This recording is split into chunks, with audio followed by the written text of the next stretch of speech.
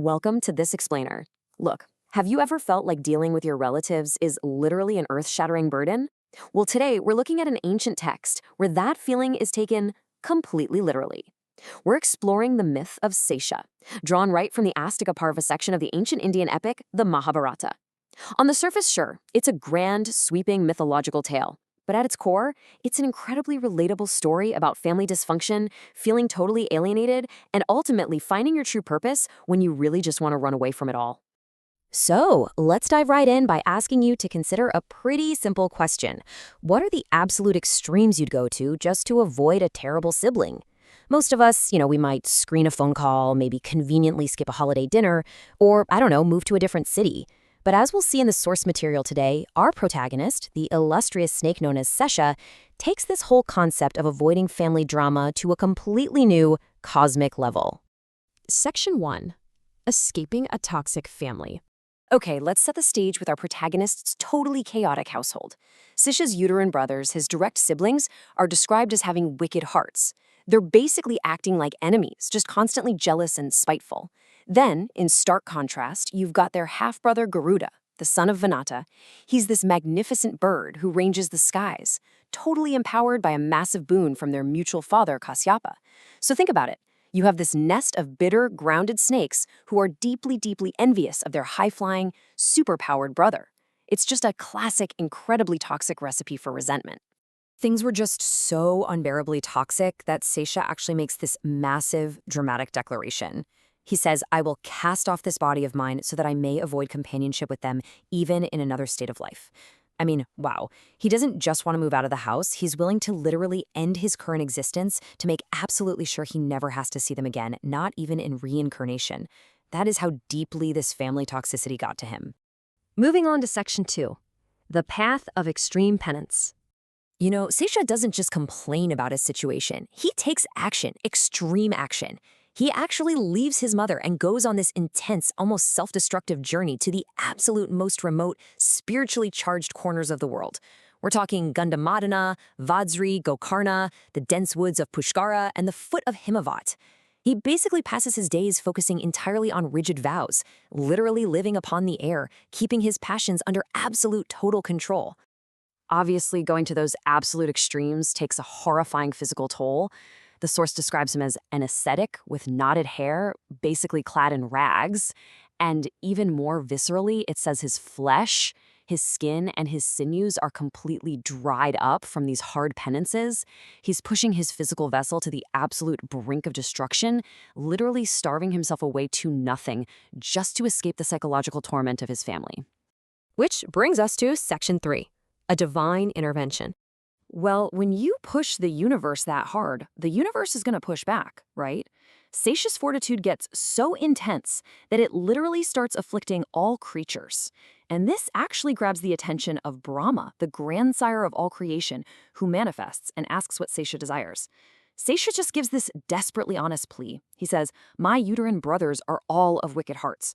I am therefore engaged in ascetic devotions." He just lays the whole shebang right out there. The jealousy, the envy, and his profound desire to simply escape it all. And Brahma's response here is absolutely fascinating. He basically tells Sesha, "It behoveth thee not to grieve for thy brothers." Brahma reveals he already knows exactly what the brothers have done, and he's already provided a remedy for their offenses beforehand. The cosmic scales, they're already being balanced. So Brahma tells Sesha to stop destroying himself, and instead offers him a divine boon. Any wish he desires as a reward for his unbelievable dedication and focus. Right here is where Sesha's true character really shines through. I mean, think about it. He's got the creator of the universe offering him literally anything. He could ask for revenge against his brothers. He could ask to be way more powerful than the flying bird Garuda. But instead, he just asks for this. "May my heart always delight in virtue and in blessed ascetic penances." He just wants peace. He wants his mind to stay focused on doing good and maintaining his spiritual discipline. All right, Section 4, bearing the world's weight. Now this totally selfless request leads to Brahma's ultimate command, and it transforms a personal quest to run away into this massive cosmic responsibility. Brahma is super gratified by Sesha's love of peace, so he actually gives him a job. He commands him to "Bear thou, O Sesha, properly and well this earth so unsteady, so that she may be steady." Because Sesha proved he had the ultimate fortitude, he gets tasked with literally stabilizing the world. Brahma isn't just speaking in grand metaphors here either. He gives Sesha very literal step-by-step instructions. Step 1, go underneath the earth. Step 2, the earth herself will grant you a crevice, like a hole to pass through the other side. Step 3, hold the earth steady on your head. And Sesha, without hesitation, agrees. He goes into a hole, passes to the other side, and ends up supporting the goddess Earth with her entire belt of seas completely upon his huge frame. So here's the crucial takeaway. Because of this literal monumental act of taking on the world's burdens, Brahma gives Sesha a new title. He declares Sesha to be the god Dharma, the very embodiment of duty and virtue. Brahma states that Sesha, all by himself with his huge body, supports the earth with everything on her, showing a strength that is equal to Brahma himself, or Valavid, which is another name for the incredibly powerful god Indra. Sesha's intense desire to escape his family literally turned him into a pillar of the universe. And the whole story wraps up with this really beautiful full-circle resolution. Sesha, who's now also known as the Lord Ananta, is living underneath the earth, supporting the entire world. But Brahma doesn't leave him completely alone down there. The illustrious grandsire gives him a helper, the bird of fair feathers, Visage, the son of Vinata. That's Garuda. Brahma pairs Sesha with the exact same high-flying brother that their wicked siblings were so terribly envious of. The two siblings who didn't fit into the toxic family dynamic, they end up united as cosmic allies.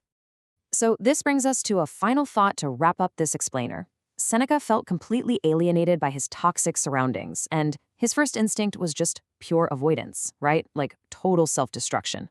But by focusing on virtue and discipline, he actually found a burden worth carrying, a responsibility that gave his immense strength a true purpose. So think about your own life for a second. What is your earth? What's the positive responsibility or duty that actually stabilizes your world when everything around you feels chaotic? Because sometimes the very drive we use to run away from our problems is the exact energy we need to hold up our own universe. Thanks so much for joining me for this explainer, and we'll see you next time.